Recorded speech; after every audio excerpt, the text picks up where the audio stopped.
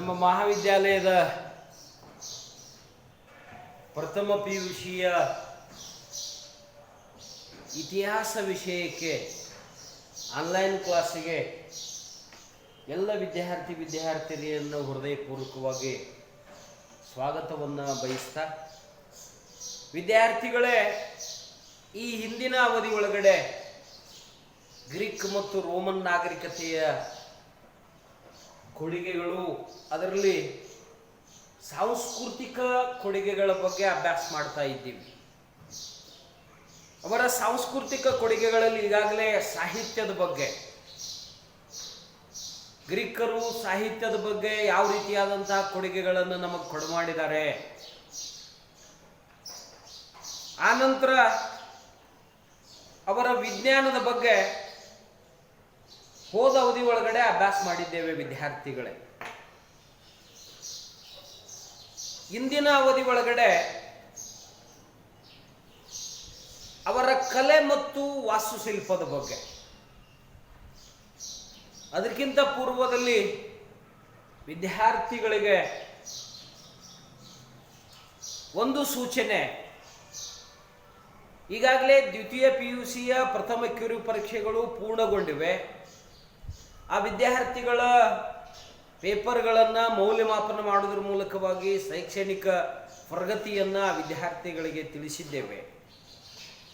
ಪ್ರಥಮ PUCಯ ವಿದ್ಯಾರ್ಥಿನಿಯರಿಗಾಗಿ ಮೊದಲನೆಯ ಕಿರು ಪರೀಕ್ಷೆಯನ್ನು ವಿದ್ಯಾರ್ಥಿಗಳೇ ಗಮನಿಸಿ,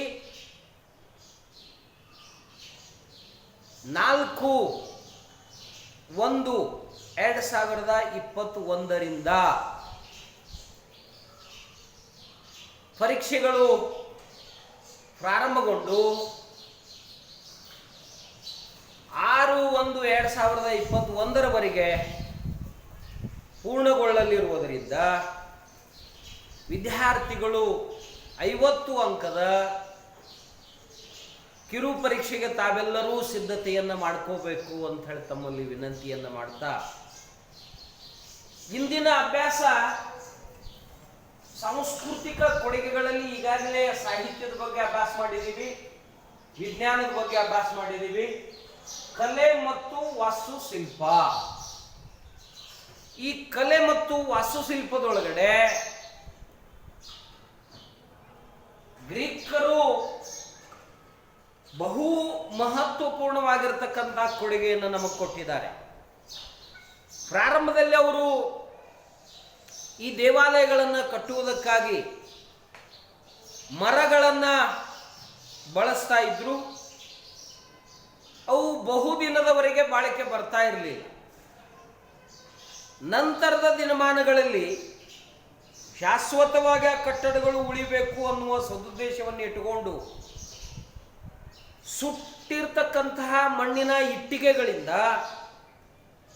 ಇದ್ರ ಜೊತೆಗೆ ಭೂಮಿಯ ಆಳದಲ್ಲಿರ್ತಕ್ಕಂತಹ ಅಮೃತ ಶಿಲೆಯ ಕಲ್ಲನ್ನು ಬಳಸಿ ದೇವಾಲಯಗಳನ್ನು ಕಟ್ಟಲಿಕ್ಕೆ ಪ್ರಾರಂಭ ಮಾಡಿದ್ರು. ಇದರಿಂದ ಅವರ ದೇವಾಲಯಗಳು ಬಹುದಿನಗಳವರೆಗೆ ಉಳಿಲಿಕ್ಕೆ ಸಾಧ್ಯ ಆಯಿತು ಅಂತ. ಅಮೃತ ಶಿಲೆ ಬಹಳಷ್ಟು ಮಹತ್ವಪೂರ್ಣವಾದಂಥದ್ದು, ಬಹಳಷ್ಟು ಉತ್ತಮ ಗುಣಮಟ್ಟವಾದಂತಹ ಕಲ್ಲು. ಆ ಕಲ್ಲನ್ನು ಸಹ ಅವರು ಬಳಸಲಿಕ್ಕೆ ಪ್ರಾರಂಭ ಮಾಡ್ತಾರೆ. ನೆನಪು ಇಟ್ಕೊಳ್ಳಿ, 2 ಅಂಕದ ಪ್ರಶ್ನೆ. ಇವರ ವಾಸ್ತುಶಿಲ್ಪದ ಶೈಲಿಗಳು ಎಷ್ಟು ಯಾವುವು ಅಂತ ಹೇಳಿ ಕೇಳ್ತಾರೆ. ಗ್ರೀಕರ ವಾಸ್ತುಶಿಲ್ಪದ ಶೈಲಿಗಳು 3. ಮೊದಲನೇದು ಡೋರಿಕ್, ಎರಡನೇದು ಅಯೋನಿಕ್, ಮೂರನೇದು ಕೊರಿಂಥಿಯನ್. ಡೋರಿಕ್, ಅಯೋನಿಕ್, ಕೊರಿಂಥಿಯನ್ ಎಂಬತಕ್ಕಂತಹ 3 ಏನ್ ಮಾಡ್ತಾರೆ ಅಂತಂದ್ರೆ,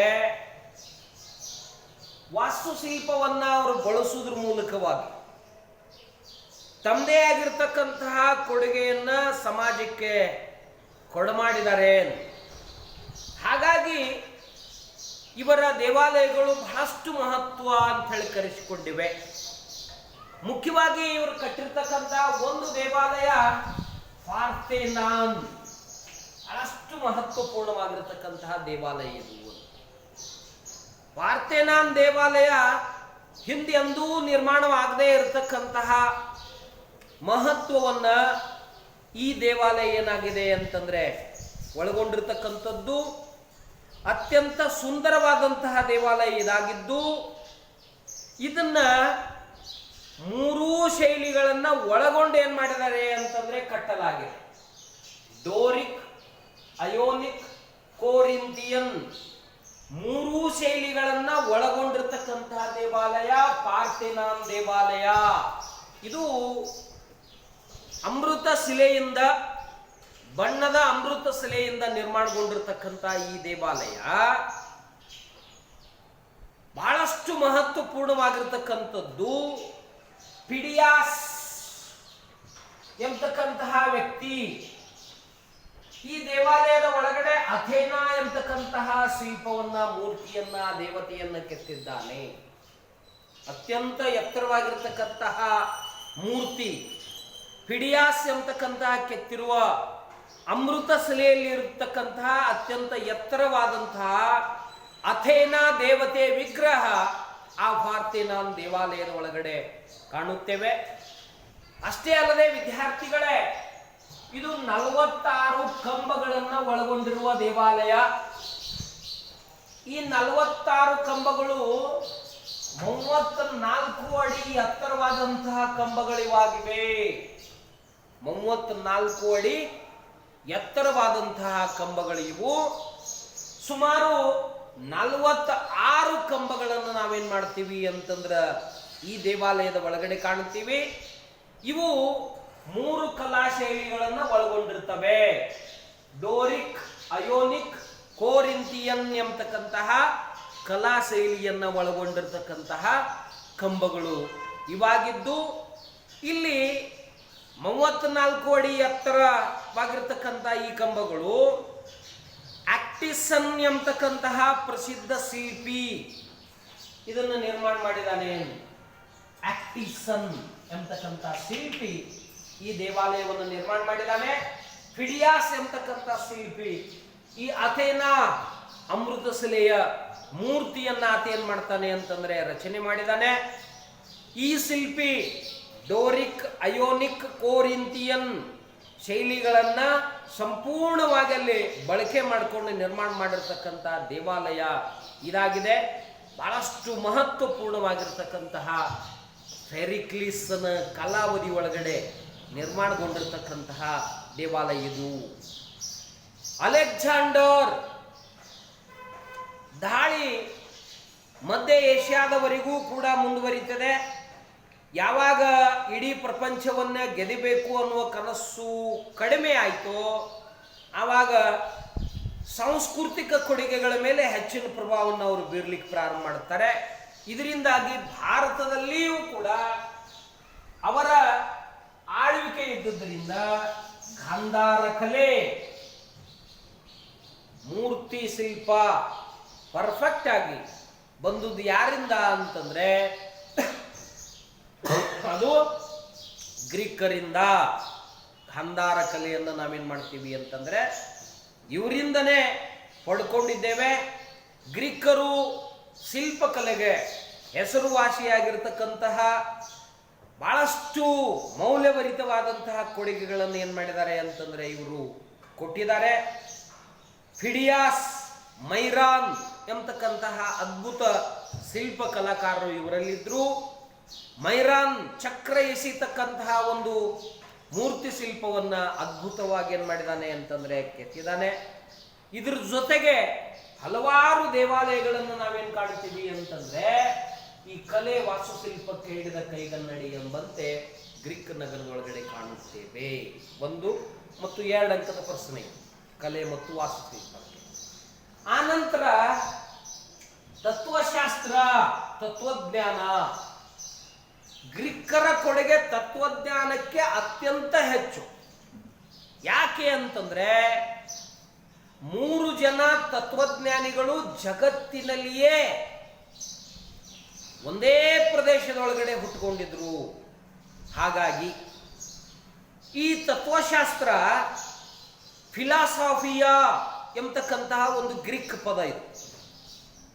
ಫಿಲಾಸಾಫಿಯಾ ಎಂಬತಕ್ಕಂತಹ ಗ್ರೀಕ್ ಪದ ಆಂಗ್ಲ ಪದವಾದ ಫಿಲಾಸಫಿ ತತ್ವಶಾಸ್ತ್ರ ಎಂಬ ಪದದಿಂದ ಬಂದಿರತಕ್ಕಂಥದ್ದು. ಇದರ ಅರ್ಥ ಏನು? ಫಿಲಾಸಫಿ. ಇದರ ಅರ್ಥ ಅರಿವಿನ ಬಗ್ಗೆ ಪ್ರೀತಿ ಅಂತ. ಅರಿವಿನ ಬಗ್ಗೆ ಪ್ರೀತಿ. ಅರಿವು ಅಂತಂದ್ರೆ ಜ್ಞಾನ. ಅರಿವೇ ಗುರು. ಈ ಅರಿವನ್ನ ತಂದು ಕೊಡ್ತಕ್ಕಂಥದ್ದು ಯಾವುದು ಅಂತಂದ್ರೆ ಫಿಲಾಸಫಿ ಎಂಬತಕ್ಕಂತಹ ನಂಬಿಕೆಯನ್ನ ಅವರು ಹೊಂದಿದ್ರು. ಅದರ ಅರ್ಥ ಅರಿವಿನ ಬಗ್ಗೆ ಪ್ರೀತಿ, ಅರಿವಿನ ಬಗ್ಗೆ ಜ್ಞಾನ, ಅರಿವಿನ ಬಗ್ಗೆ ತಿಳಿವು. ಈ ತತ್ವಶಾಸ್ತ್ರವು ವಿಶ್ವದ ವಿವಿಧ ಅಧ್ಯಯನಗಳನ್ನು ಏನಾಗಿದೆ ಅಂತಂದ್ರೆ ಒಳಗೊಂಡಿರ್ತಕ್ಕಂಥದ್ದು. ವಿಶ್ವದ ಉಗಮದ ಕುರಿತಾಗಿ, ವಿಶ್ವದ ರಚನೆಯ ಕುರಿತಾಗಿ ಗ್ರೀಕರು ತಮ್ಮದೇ ಆಗಿರ್ತಕ್ಕಂಥ ತತ್ವಶಾಸ್ತ್ರಗಳಲ್ಲಿ, ತಮ್ಮದೇ ಆಗಿರ್ತಕ್ಕಂತಹ ವ್ಯವಸ್ಥೆಗಳಲ್ಲಿ ಹೇಳಲಿಕ್ಕೆ ಪ್ರಯತ್ನವನ್ನು ಪಟ್ಟಿದ್ದಾರೆ. ಈ ತತ್ವಜ್ಞಾನಿಗಳಲ್ಲಿ ಒಬ್ಬರಾಗಿರ್ತಕ್ಕಂತಹ ಡೆಮಾಕ್ರಿಟಸ್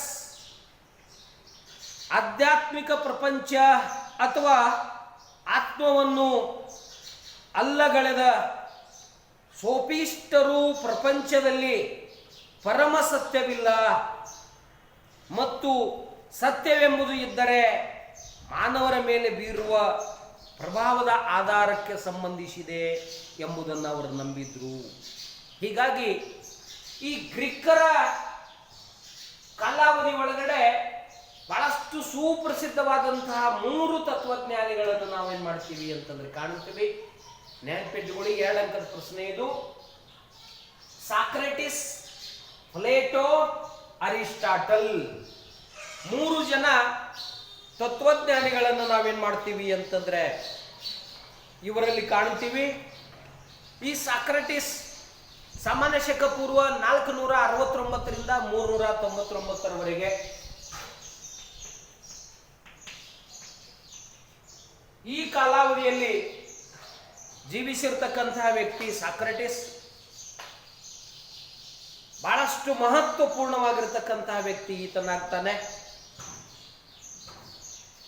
ಜ್ಞಾನವು ಉತ್ತಮ ನಡತೆ ಮತ್ತು ಸಂತೋಷಕ್ಕೆ ಏನಾಗ್ತದೆ ಅಂತಂದ್ರೆ ಕಾರಣ ಆಗ್ತದೆ ಎಂದು. ಅಜ್ಞಾನವೇ ದುಃಖಿಗೆ ಮೂಲ ಕಾರಣ ಅನ್ನೋದನ್ನ ಈತ ನಂಬ್ತಾನೆ. ಅಜ್ಞಾನ ಬಹಳಷ್ಟು ಕೆಟ್ಟದಾಗಿರ್ತಕ್ಕಂಥದ್ದು ಅಂತೇಳಿ ವಾದ ಮಾಡ್ತಾನೆ. ಈತ ಒಬ್ಬ ಶ್ರೇಷ್ಠ ತತ್ವಜ್ಞಾನಿ ಸಾಕ್ರೆಟಿಸ್. ಬುದ್ಧಿವಂತರಲ್ಲಿಯೇ ಅತ್ಯಂತ ಬುದ್ಧಿವಂತನಾಗಿರ್ತಕ್ಕಂಥ ವ್ಯಕ್ತಿ ಈತನಾಗಿದ್ದ. ಚರ್ಚೆ ಮತ್ತು ಪ್ರಶ್ನೆ ಕೇಳುವ ಮೂಲಕವಾಗಿಯೇ ಶಿಷ್ಯರಲ್ಲಿರ್ತಕ್ಕಂತಹ ಪೂರ್ವಾಗ್ರಹಗಳನ್ನ ಹೋಗಲಾಡಿಸ್ತಾ ತನ್ನದೇ ಆಗಿರ್ತಕ್ಕಂತಹ ಬಳಗವನ್ನ, ಶಿಷ್ಯ ಬಳಗವನ್ನ ಪಡೆಯುವುದರಲ್ಲಿ ಯಶಸ್ವಿ ಆಗ್ತಾನೆ. ಯುವಕರಲ್ಲಿ ಹೊಸ ವಿಚಾರಗಳನ್ನು ತುಂಬಲಿಕ್ಕೆ ಪ್ರಾರಂಭ ಮಾಡ್ತಾನೆ. ಹೊಸ ಆಲೋಚನೆಗಳನ್ನ ಅವರಲ್ಲಿ ಎಂಟ್ರೆನ್ಸ್ ಆಗುವಂತೆ ಮಾಡ್ಲಿಕ್ಕೆ ಪ್ರಾರಂಭ ಮಾಡ್ತಾನೆ. ದೇವತೆಗಳನ್ನ ಸೃಷ್ಟಿಸಿ ಭ್ರಷ್ಟರನ್ನಾಗಿಸಿ ಸಮಾಜವನ್ನ ತಪ್ಪು ದಾರಿಗೆ ಎಳಿತಾ ಇದ್ದಾನೆ ಎಂಬತಕ್ಕಂಥ ದೋಷಾರೋಪಣ ಪಟ್ಟಿ ಈತನ ಮೇಲೆ ಬರ್ತದೆ. ಹೀಗಾಗಿ ಸಾಕ್ರೆಟಿಸ್ ಬಹಳಷ್ಟು ನೊಂದ್ಕೊಳ್ತಕ್ಕಂಥ ಪರಿಸ್ಥಿತಿ, ಸಮಾಜವೇ ಅವನ ವಿರುದ್ಧವಾಗಿ ನಡ್ಕೊಳ್ತಕ್ಕಂಥ ಪರಿಸ್ಥಿತಿ ನಿರ್ಮಾಣ ಆಗ್ತದೆ. ಕೊನೆಗೆ ಈತನ ಮೇಲೆ ದೋಷಾರೋಪ ಪಟ್ಟಿಯನ್ನು ಹೊರಿಸುವುದರ ಮೂಲಕವಾಗಿ ನೆನಪಿಟ್ಟುಕೊಳ್ಳಿ, ಹ್ಯಾಮ್ಲಾಕ್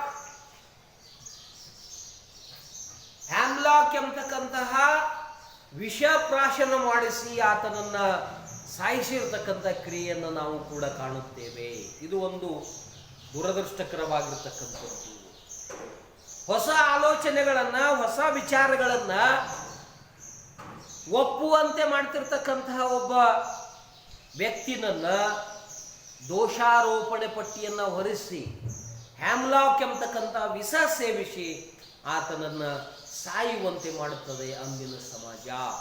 ಆದರೂ ಸಹ ಆತ ಹೇಳಿರ್ತಕ್ಕಂಥ ಹೇಳಿಕೆಗಳು ಆತ ಬರೆದಿರ್ತಕ್ಕಂಥ ಪುಸ್ತಕಗಳು 21ನೆಯ ಶತಮಾನಕ್ಕೂ ಸಹ ಏನಾಗಿವೆ ಅಂತಂದ್ರೆ ಮಹತ್ವದ್ದಾಗಿವೆ, ಪರಿಪೂರ್ಣವಾಗಿವೆ ಅನ್ನೋದನ್ನ ನಾವೇನ್ ಮಾಡ್ತೀವಿ ಅಂತಂದ್ರೆ ಇಲ್ಲಿ ಕಾಣುತ್ತೇವೆ.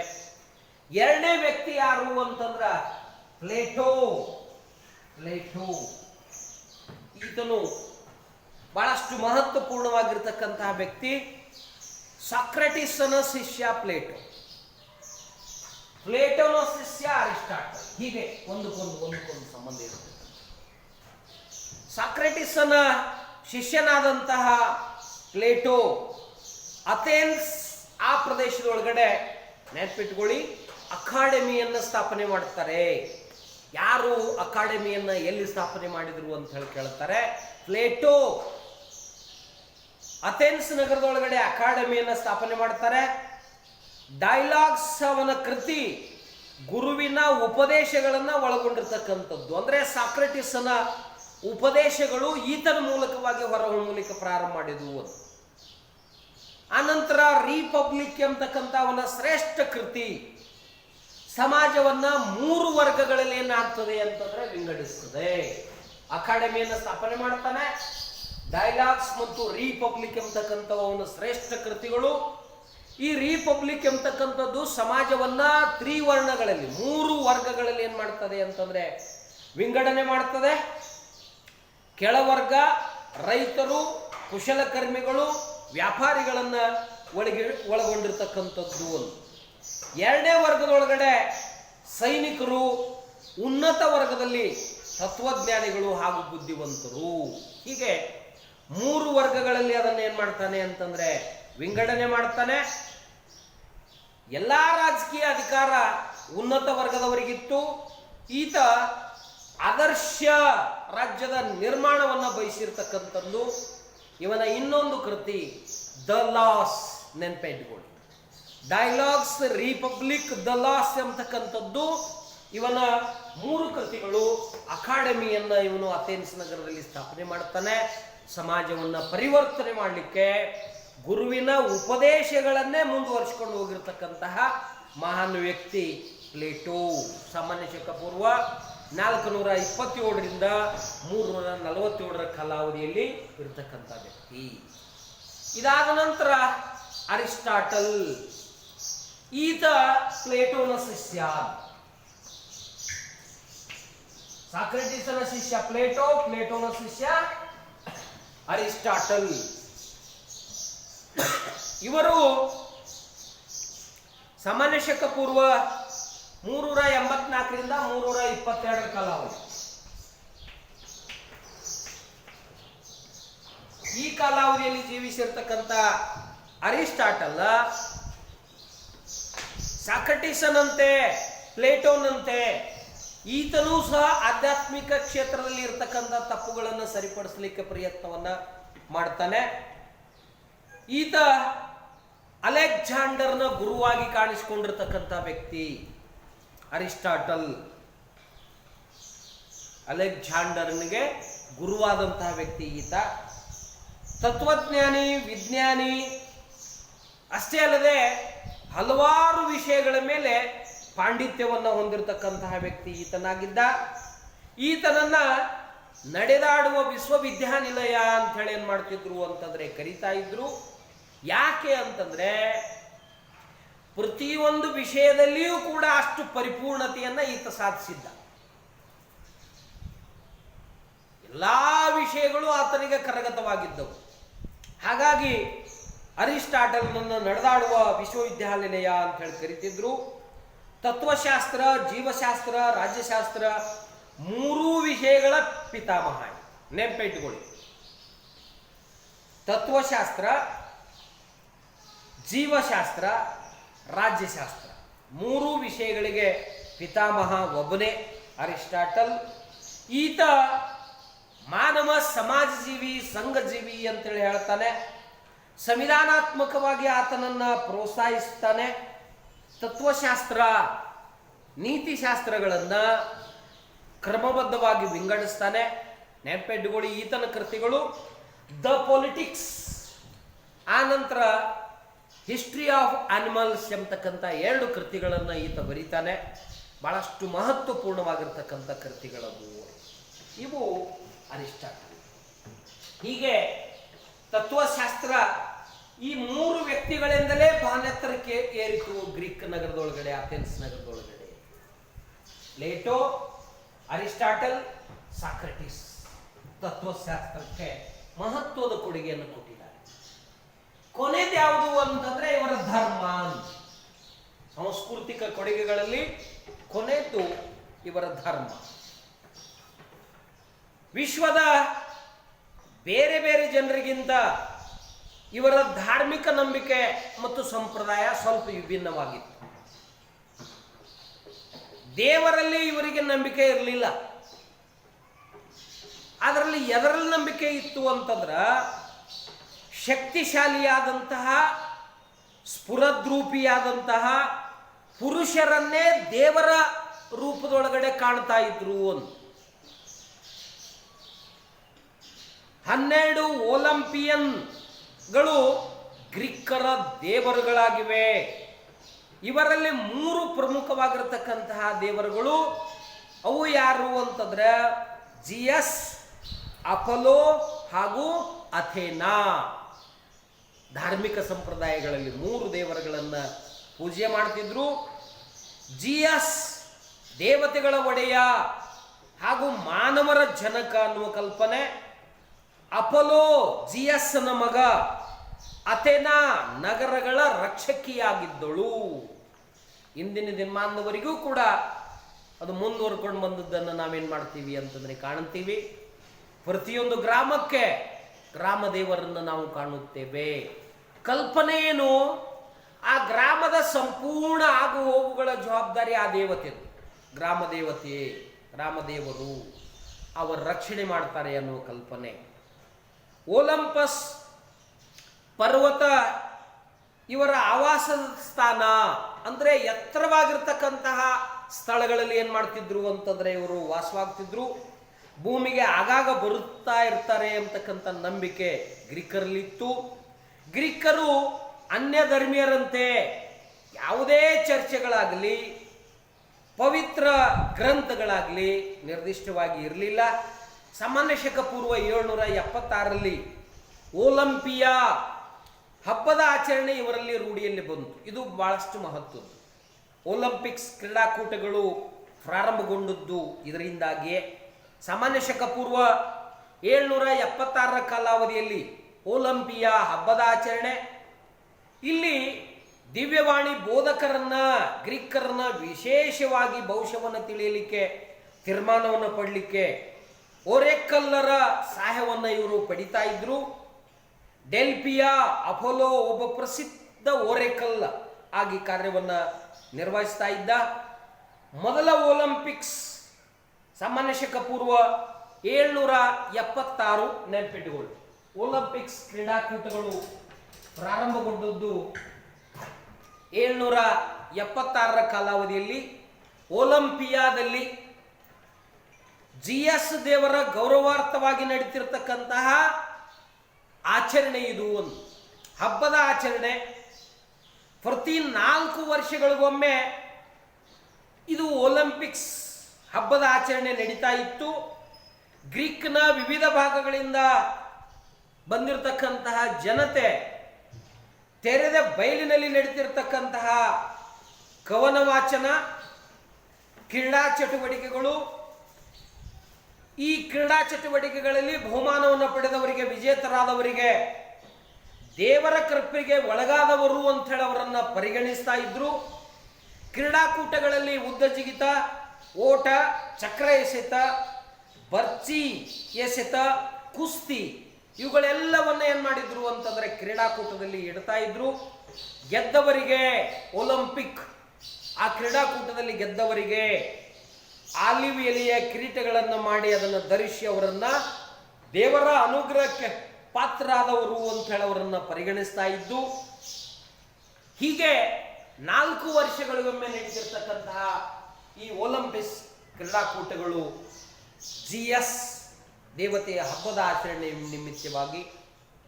ಮ್ಯಾರಥಾನ್ ಎಂಬತಕ್ಕಂಥದ್ದು ಇದು ಕದನದಲ್ಲಿ ಅಥೆನ್ಸ್ ಮತ್ತು ಪರ್ಷಿಯನರ ವಿರುದ್ಧ ಗೆಲುವು ಸಾಧಿಸಿತು ಅಥೆನ್ಸ್ ನಗರ. ಈ ವಿಜಯದ ಸಮಾಚಾರವನ್ನು ತಿಳಿಸಲಿಕ್ಕೆ ಫಿಲಿಪೈಡ್ಸ್ ಎಂಬತಕ್ಕಂತಹವನ್ನ ಅಥೆನ್ಸ್ಗೆ ಕಳಿಸಿಕೊಡಲಾಗ್ತದೆ. ಸುಮಾರು 26 ಕಿಲೋಮೀಟರ್ 385 ಗಜ 42.2 ಕಿಲೋಮೀಟರ್ ದೂರ ವಿಶ್ರಾಂತಿ ಇಲ್ಲದೆ ಆ ಸೈನಿಕ ಫಿಲಿಪೈಡ್ಸ್ ಎಂಬತಕ್ಕಂಥ ಸೈನಿಕ ಓಡಿ ಗೆಲುವು ಸಾಧಿಸಿರ್ತಕ್ಕಂತಹ ವಿಷಯವನ್ನು ತಿಳಿಸಿ ಕುಸಿದು ಬಿದ್ದು ಸಾವನ್ನಪ್ಪುತ್ತಾನೆ. ಈ ಘಟನೆಯ ಸ್ಮರಣಾರ್ಥವಾಗಿ ಮ್ಯಾರಥಾನ್ ಓಟವನ್ನ ಒಲಿಂಪಿಕ್ಸ್ ಕ್ರೀಡಾಕೂಟದಲ್ಲಿ ಏನ್ ಮಾಡಿದ್ದಾರೆ ಅಂತಂದ್ರೆ ಸೇರ್ಪಡೆಗೊಳಿಸಿದ್ದಾರೆ. ಹೀಗೆ 4ನೆಯ ಅಧ್ಯಾಯದೊಳಗಡೆ ಮೊದಲನೆಯ ಘಟಕ ಇದು ಗ್ರೀಕರ ಕೊಡುಗೆಗಳು, ಸಾಂಸ್ಕೃತಿಕ ಕೊಡುಗೆಗಳು ಎಂಬತಕ್ಕಂಥವು. ಹಿಂದಿನ ಅಭ್ಯಾಸದೊಳಗಡೆ ಕಲೆ ವಾಸ್ತುಶಿಲ್ಪದ ಬಗ್ಗೆ, ಅವರ ತತ್ವಶಾಸ್ತ್ರದ ಬಗ್ಗೆ, ಧರ್ಮದ ಬಗ್ಗೆ ಮತ್ತು ಒಲಿಂಪಿಕ್ಸ್ ಕ್ರೀಡಾಕೂಟಗಳ ಬಗ್ಗೆ ತಿಳ್ಕೊಂಡಿದ್ದೇವೆ ವಿದ್ಯಾರ್ಥಿಗಳೇ. ಮುಂದಿನ ಅವಧಿ ಒಳಗಡೆ ರೋಮನ್ನರ ಗಣರಾಜ್ಯಗಳು, ರೋಮನ್ನರ ಕೊಡುಗೆಗಳು 4.2 ಮುಂದಿನ ಅವಧಿಯಲ್ಲಿ ಹೇಳ್ತೀನಿ. ಅಲ್ಲಿವರೆಗೆ ಧನ್ಯವಾದಗಳು ವಿದ್ಯಾರ್ಥಿಗಳು.